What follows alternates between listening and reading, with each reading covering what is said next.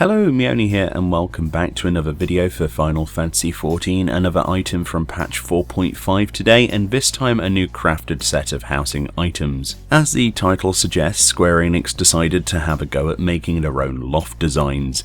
If you're unfamiliar with the concept, essentially over the past couple of years, players have been using clever housing techniques, essentially bugs to exploit the placement of objects where ordinarily they usually could not be placed. In fact, there's a couple of guides on my channel on these as well. Floating troop stages was one such outcome of this, that and stackable pillows and other stackable items that would essentially allow you to create other floors within your housing areas. However, stacking all of these items would easily reach into your placement limitations allowance, so in an attempt to, nudge the player base away from using such glitches, which can still allow for some incredible housing designs by the way, many of which said glitches were used to win recent housing design contests ran by Square Enix themselves, have finally decided to allow you to make 3 new items in your carpenter list. These items, all 3, require basic level 45 carpentry, so nothing too extravagant, and all 3 items today are made of the same materials. The loft itself is made with 3 rosewood lumber, 2 mithril rivets and 2 varnish. The wooden steps need 2 rosewood lumber, 2 mithril rivets and 2 varnish, and the wooden beams need 2 rosewood lumber and 1 varnish to create. In general, these materials are fairly easily sourced by your miner and botanist respectively in low-level areas. The items themselves have benefits and restrictions. Much like assembling IKEA furniture, you'll need to decide on how best to build your loft with these pieces, and ultimately how much of each you'll need to individually craft for the look you're going for. If you live in a large plot, things will be ultimately much easier for you, but in my small FC plot here, things are a little cramped, so I'll do my best to show it off. Remember that all of these are dyeable as per usual, with the usual wood grain colours, much like the troop stages we've seen before. I would suggest to start with the loft itself first. This will give you a good idea of how you want it laid out.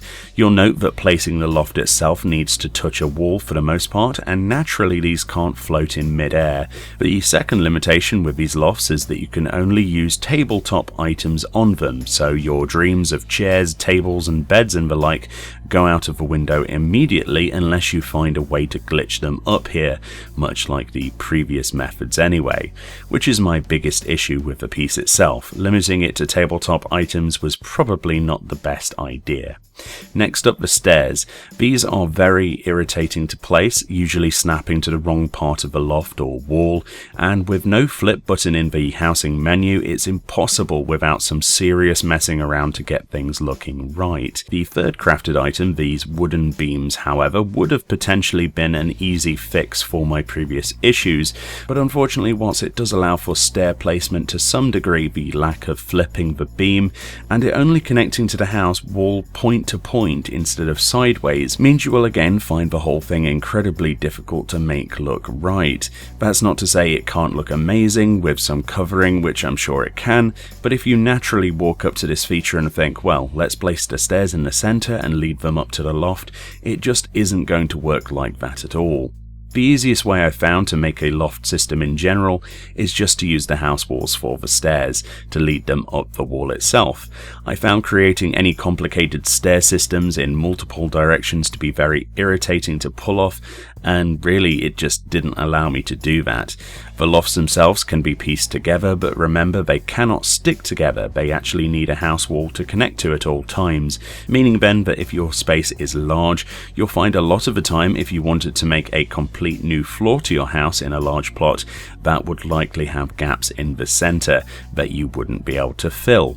In general, this functionality is welcomed, and a lot of people blew their minds when they finally unveiled this in the patch notes, but whilst it's a good step forwards and acknowledging that people want this in the game to begin with is a great thing, perhaps they could learn more by trying to make something with it themselves, and then they could fix the glaring issues people like myself have had with this feature.